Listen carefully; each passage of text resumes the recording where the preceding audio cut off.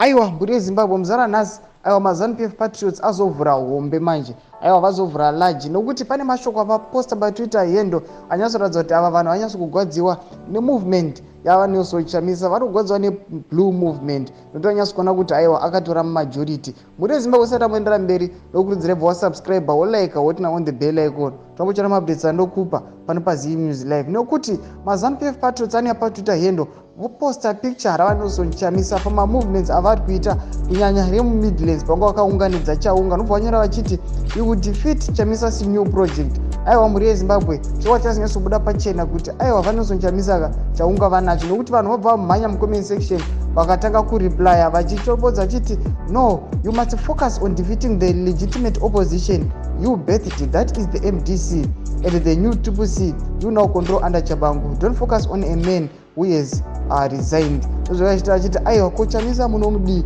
anti mimi munofanira kudefeata the main opposition kura TSHABANGU neMDC here. Saka muri yeZimbabwe vanhu vanouya vachiti try to defeat cholera please, that should be your number one priority. Vamwe vanouya vachiti we have over 25 opposition parties with the structure and yet why are you focused na Nelson Chamisa who has no party when you steal elections from an innocent God-fearing man? Even your shadow hounds, you Mati Maone, you might get protection from the now useless Sadc news, but one day mawani chaiwo. Samuri yeZimbabwe ndoyatira vanhu nevanhu kuti aiwa vanouya vachida kudhifitirei, vanouya vachida kuparadzirei movement yaNelson Chamisa, asi atambova nyangwe nayo pati yacho asarodza kuti vari kumutsoma. Muri yeZimbabwe ndo mashoko atatu kuupdate ekuti aiwa vaNelson Chamisa kuratidza kuti vane nharo nevanhu veZANU-PF varatidza kuti aiwa vada kutodhivhita project yavo, political party yavo. Tiudze mafungiro enyu pinda mucomment section medu, amusangana kusubscribe, kulike, kuchonetera on the bell icon.